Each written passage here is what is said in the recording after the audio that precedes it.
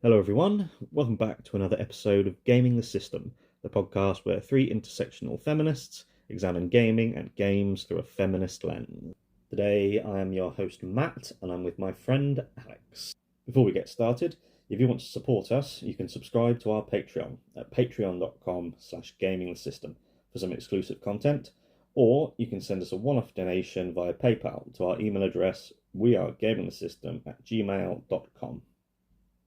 Talking of games that we hope we'd like to play in the future.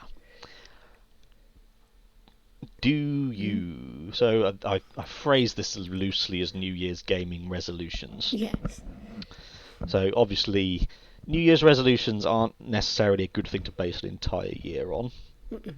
Most people choose things for the wrong reasons. Most people choose things that are too ambitious. Or that they think they should be doing rather Should be than doing. what they want to be doing. The worst Yes. reason you can have is do something because you're going to run out of steam, and then because when you're thinking you should do something, it's based out of shame. You go, I feel Yes. shame because I'm not doing this. And there was a woman I knew at Babington years ago who said she started a diet, and I think it was a gym. It was either a gym and diet or a gym or diet. Fair Anyway, enough. Yeah. it was something physically based, and you go, that can be a good thing if you go, Yeah. I've been watching Gladiators and I want to look like one of them. Yes. That's a good thing to go through, because you see, do you watch Gladiators? Oh yeah. Yeah. Yeah. So did you watch the Christmas special? I don't think we caught the Christmas special, but we have watched the main series. Yeah. So good. And all those women in that, you can just see little girls pointing and go, oh, I want to look like that. That's awesome. Yeah. So that's like a healthy way to get started to fitness. Another healthy way is she said that her mum told her she needed to lose weight. Yeah, that's not healthy. No. So no. So there's no kind of bullshit with that from Gaming the System. There's only awesome gaming Positive resolutions. reinforcement. Yes. Yes. Are there do you have any specific New Year's gaming resolutions? My first one, as you won't be surprised to hear, is to actually finish Baldur's Gate 3 when that will occur. I'll try not to rush it, because I think, based on today's gameplay, where we thought we could just get through to the end and cheese it, we are nowhere near. We need to get much stronger. So there's work to do there, but we will finish it, because we're super invested in our characters and the stories of all of the companions, of course. So because they are each so multi-layered. So it's and I'm sure we'll talk about that in future episodes, because we'll return to the topic of Baldur's Gate 3 soon. As a teaser for our yes. upcoming, so we're recording our Baldur's Gate episode on the 29th, I think. That's right. So you've got about 3 weeks. Tight, So it's tight. But we'll try. So we'll at least try and finish one of the main companion quests, for sure. And make sure Lizelle doesn't die. Yes, that's yes, definitely. Hopefully. I like Lizelle. Yeah, no, we like her as well. We just haven't really used her much, because Tom's character kind of fits into her character build, so we haven't needed to have two of the same type of build, if that makes sense. In the same way as we haven't really had too much time with Asterion, because he's a rogue and I'm a rogue, so we have the same sorts of skills. That's probably the one of the big flaws of Baldur's Gate 3, which I don't know if there was necessarily a way that they could have done it differently. It's tricky, isn't it? Is that if you play with 4 people, you can't do any of the side character quests, because you can't have them in your party for things. There are mods where the character cap is off, and I'm tempted to try that just to see how it works, because I imagine it would be easy winning any battles when you've got sure, with so many of you in the party. And so that's just, and so playing with 2 people, at least you can have half the party Yes. doing it. But no, in terms of other resolutions besides finishing Baldur's Gate 3. It's always tricky because you don't know how the year's going to pan out, do you? But I've definitely got a lot of other games that are sitting unfinished that I could have a look through. So maybe like one other mystery game to get back into at least, if not finish. Definitely would like to start filling up the space in my new solid state drive SSD inserted into the PlayStation shortly before the end of the year. Sorry, that sounded worse than I wanted it to. But basically we're on the edge of running out of space. So I now have a whole terabyte of space to play with. So we definitely intend on buying some chunky games to help fill up the space a little bit and have some new adventures. Funny, I was looking today because there's been some publicity out about Kingdom Come Deliverance 2. Thinking about RPGs and like how this one is meant to be historically accurate or at least more realistic, and watched a trailer for it, and some of the dialogue was like really modern, and I'm like, that's not quite right. But the game world intrigues me because it's like medieval Europe, so it would be interesting to see. But I think it's definitely feel like it's probably a bit of a hard grind, that one, because you start from nothing and, like many RPGs, have to work your way up to the top, and the combat looks a little difficult because it's very directional, and I always struggle if I can't go up and mash a button and hit somebody until they fall down very easily. But yeah, unless I become a stealthy ranged type of player, which is usually my other go-to, attack from afar and then run away. Yeah, but yeah, I think also another one, let me think. Shall we go through our Christmas, our gaming gifts? We could, yeah. So I completely forgot about that. Gaming based gifts this year, but the ones that I did get were very cool. I got a lovely little key ring from my partner. It's only about this big, it's very small, and it's a little square, and it's like the cover and back of Tomb Raider, the original PlayStation case nice design. So I can take it with me on my keys wherever I go now, which is funny because on the back it I think I sent you guys a picture of it. It was particularly evocative of the time that it was released in the mid-90s. Oh yeah, what was it? I'm just having a look now while we wait patiently. Let's see. But it was basically talking about Lara as a character. Here we are. Let's see. Sometimes a killer body just isn't enough. Was the tagline for the original Tomb Raider on PlayStation. So make of that what you will. Which is very fun. Yeah. But no, in terms of other gaming presents, it was mainly just money for PlayStation Store, which is always welcome. But then I always get lots of indecision about which game to actually put my money down on, because often there are many things in my wish list that I like the look of, but it's always very welcome gift to have some contributions towards the PlayStation wallet. As we've just discussed earlier in this episode, the price of games is not going down, which is, I'm sure, a topic that we can expand upon this year as well. The future of gaming consumers and all that sort of thing.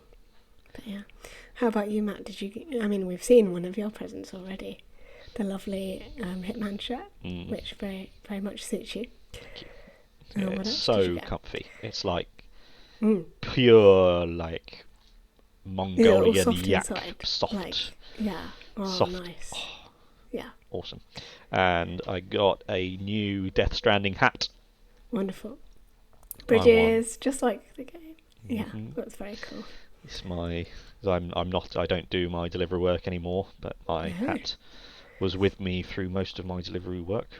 So it's time to retire that one and get another one. Aww. And then my mum and my sister got me this. Very nice. Which is that Shadows? It is. It looks very cool. Shadows. Yes, which has been delayed again, incidentally. until March. I understand why, because February is an incredibly busy time for games releases. Do we know why February is always a busy time? Is it just to do with the quarters of the year and the crunch before Christmas? Not that we like crunches, but Who knows? No rhyme or who reason knows? to It's the a money at the mystery. moment. Someone more informed about the games industry probably knows. But yeah, it's an incredibly busy time, February. It's so strange because the even though a lot of games are going up to sort of 70 pounds being the new benchmark, there are quite a lot of really big games the last couple of years that are going 50 or 55 pounds. Yeah. Because Elden Ring was 55 pounds. Yeah. Black Myth Wukong's 55 pounds. Final Fantasy remake 7 remake part 2 is 65 pounds. But it's on pre-sale at 45 pounds. Okay. That's interesting. Usually it's more on pre-sale. But Yeah, so it's very... I'm sure it'll get worse. yes. What if it's to do with the studios and who owns the studios and things? Because I know that Sony's bought up a lot of studios and so have many other companies. But maybe it's to do with that or something. Who knows? It's a mystery. Anyway, the Christmas Steam sale was epic. It went on forever. And That's I good. just And of bought course so now many it's games. the January sale as well. On PlayStation and probably on Steam. I haven't checked Steam, but yeah, God of War Ragnarok was on sale for £40, that's very good. but I had to That's pretty resist. good.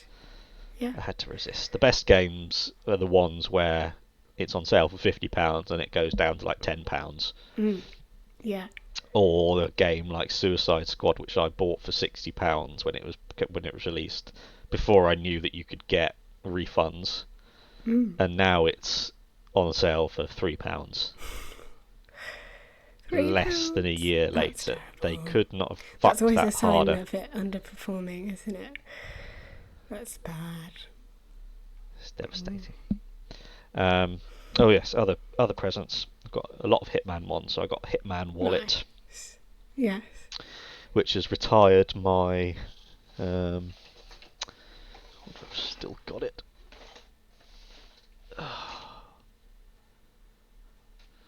No, I had a God of War Yeah. wallet for probably 7 years, and now I've got that one. That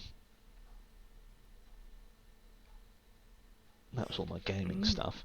Mum and Megan bought themselves a second PS5 controller. Nice. Yes. What colour? I haven't told Megan this, but it's the blue bottle fly colour one. Ah. Sort of that slightly like shiny blue. Nice. Okay. So is it light or dark blue? Because there's a couple of different ones, isn't there? Like dark blue. Oh, nice. Yeah. It's literally just like a big blue bottle fly. I know.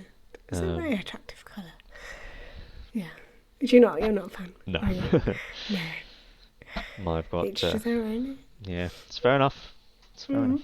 Yeah. At the moment we've got black and purple. We did have a third one, but as you know, it had to die because we tried to fit it with a Star Trek cover, and that was harder than it looks. Ladies and gentlemen, those of you looking to change the front of your PlayStation controller, please know that it involves soldering. So, yeah, there's a warning for you. That's one of those things I wish I knew how to do. Yeah, this takes you back to, didn't you ever do soldering in product design in school? Yeah. Or whatever you would have called, like technology, design technology, woodworking. Yeah, we did a little bit of it to make. Did you ever make those games where you have like the wire and the hoop, and you have to guide the hoop around the wire without it beeping? No. We had to make those, which was really cool that we got to make them ourselves, and they did work because you'd like hook it up to this little beeper, and then solder it like together with a solder rod. That was in year 7, I think. So when we were like 12, which I'm not sure was the safest thing in the world, but it was very cool to do, definitely. I was naturally very terrified of it and stayed as far away as I could, but I did it. And I don't know what happened to my little wire machine, but I took it home, and then I think it very quickly got thrown away, probably. You know, after how things are when you take them home from school. But it was a very fun time. Yes. I've been reflecting quite often recently about how poorly school prepares you for life. Yeah. And that's just another thing of going, who's going to be soldering? You treat teachers a more useful application for these things rather than generalising everything. But that's a topic for another time. Yeah. What I want to do this year is I played nearly 40 games last year. I completed nearly 40 games. Yeah. Very proud. And I just want to play as many games as I can again, because I only really got into the mindset of I want to pack in as much as I can sort of halfway through last year. Yeah. Whereas now I'm in the swing of that. That's my general thing of going, I'm going to savour this, and then I'm going to savour that, and just it's a good practice to get into. I just like the phrase packing stuff in. Yeah. Playing as many games as possible. Yeah. And you might discover all sorts of new things you never thought you'd like. Yeah, and which is the fun of it. I saw that there were 17,000 new games published on Steam last year. That's an insane amount. Yeah, so the amount of games is growing exponentially, and it's just interesting to see what that does to the community, because it's another thing where the amount of content of every kind is growing exponentially, and how do you keep up? Yes. It's like the podcasting game. Except with podcasting, we've been going for 4 years now, and which is incredible. That's really rare. Yes. Whereas with music and books and films and all that stuff and games, you make it and then it exists forever. Whereas podcasting, you have to continue going on and on. Yes. Which we have done. We have indeed. Yes. But then my biggest goal for this year is in Hitman in freelancer mode. I've got 2 rewards left, 2 challenges left to do in it. And so I've been playing it for all year. Yeah. Constantly all year. And the structure of it is you've got 4 syndicates in a campaign, and you need to go through each syndicate one at a time. And so you've got the first syndicate is 3 missions, then 4, then 5, then 6. And if you complete all of those missions in a row, then you complete a campaign. And the biggest last challenge I've got is to complete 100 campaigns. Yeah. Would you care to take a guess, considering how much I talk about Hitman, how much I've told you I've played of Hitman, the fact that I'm wearing and surrounded by Hitman stuff. Yes. How many campaigns do you think I've completed?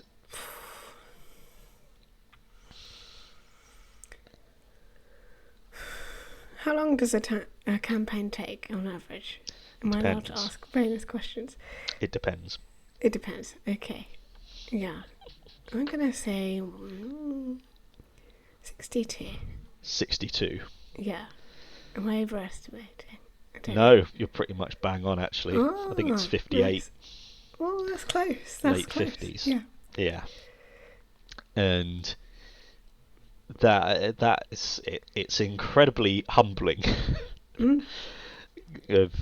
Because I want to get up to that 100 this year. And the other the other challenge is you've in your safe house you start with 0 equipment and weapons, and as you go along you build up all of your arsenal basically.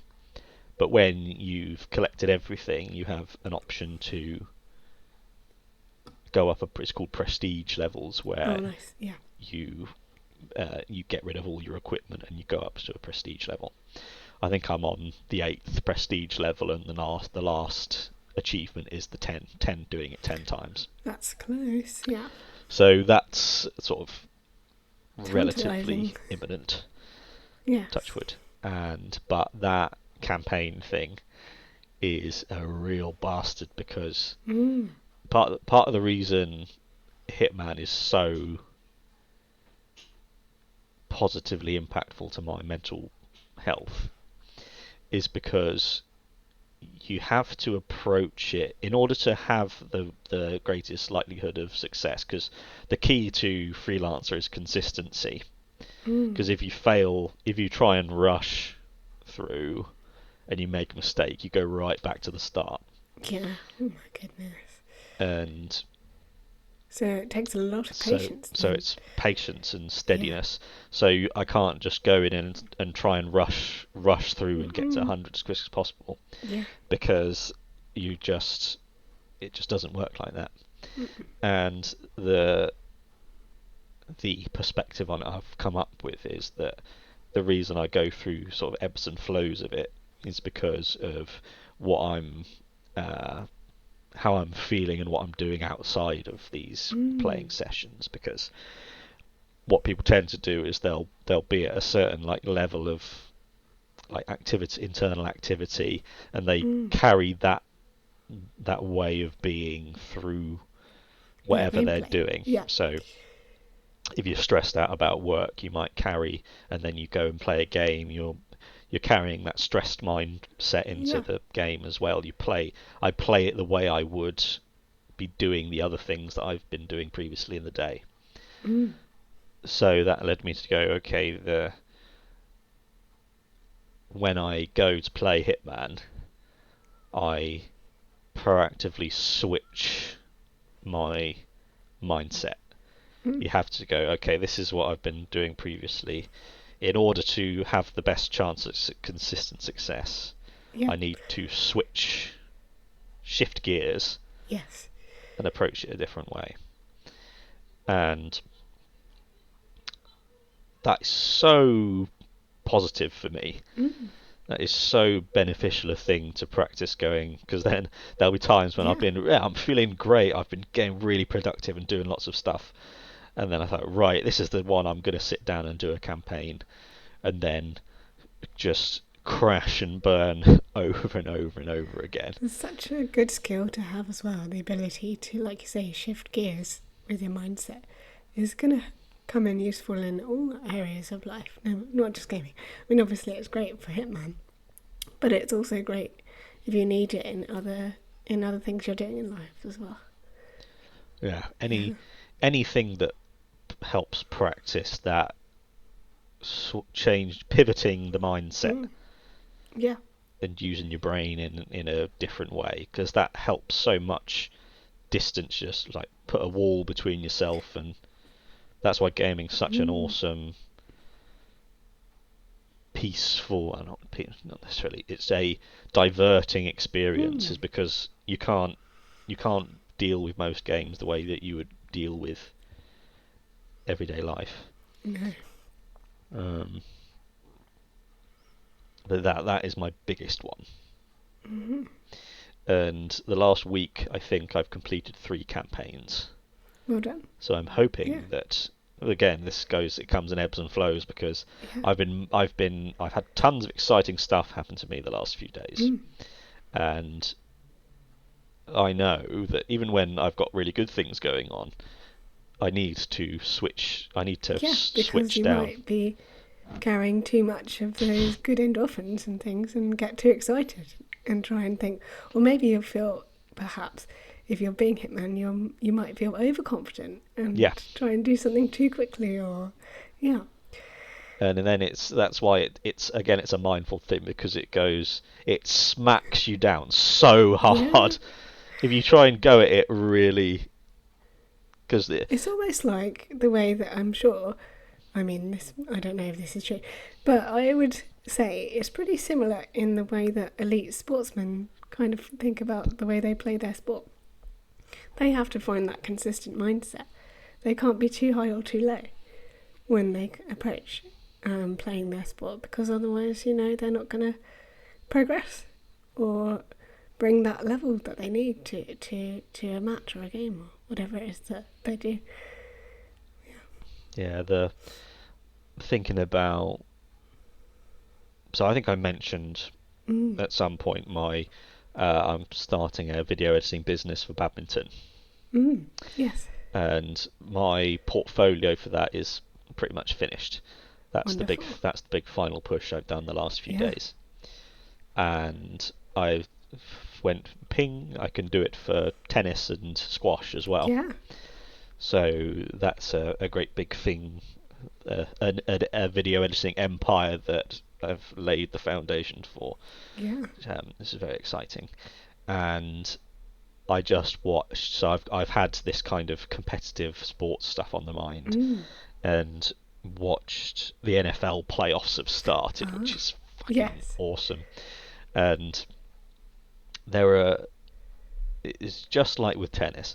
There are some teams and some players that are just like, their like casual resting level of like brilliance is so high, so beyond what 99% of other players are capable of, that when so like you take Djokovic for example, when players beat him, it's when he's having a really off day, and they are playing the absolute game of their lives. Just putting all of their mind, body and soul, every atom is firing as hard as it possibly can. But then that's an unsustainable way to approach things. Indeed. Yeah. Because if you have to go, right, in order to beat this, I need to go from my normal level and go right up there. That just doesn't work. You've got to, and it's easier said than done, obviously. And these people are trying. It's not fair that Novak Djokovic could not play for 3 years, and then 99% of the players on the planet could do nothing but train for 3 years, and Djokovic could come in and just swap them aside. It's just not fair. He does have age to deal with now, though. He's getting older. And we shall see how this year goes for him, I think. But I wish Zverev would just be shit and fuck off. Right, he won in straights today. I was very disappointed. But he'll lose. Yeah. He doesn't have what he needs to win in a final. I don't think he has a history of choking, you see, so I don't think his head's in the right place. He lost that. I can't stand him. Was it the French Open final that he settled the court case with his girlfriend just the day? Remember. I think it was around the French Open, yeah. It was a Grand Slam where he won his semi-final and then settled the day afterwards, because he thought, right, I might be about to win a final, so I need everyone to be going, oh, he's amazing. What happens to that court case? Oh, he never went out of court. Settled out of court, which means means there probably was something wrong, but lots of money was paid and it was fine. So we've had a lovely positive chat. We have. And we're going to pirouette away past Zverev and reflect on the sounds of it, pretty good Christmases on both our parts. Indeed. Hopeful things for the year ahead. Whatever happens there, we'll always have gaming alongside us to support us. We will. Yes. And thank you very much, Alex. That was fun. Thank you very much, Matt. And you know where to find us. You can listen to us, you can watch us wherever you please, and we will see you every Thursday. Going onwards as we go. Bye. So, ta-ra, bye. Bye.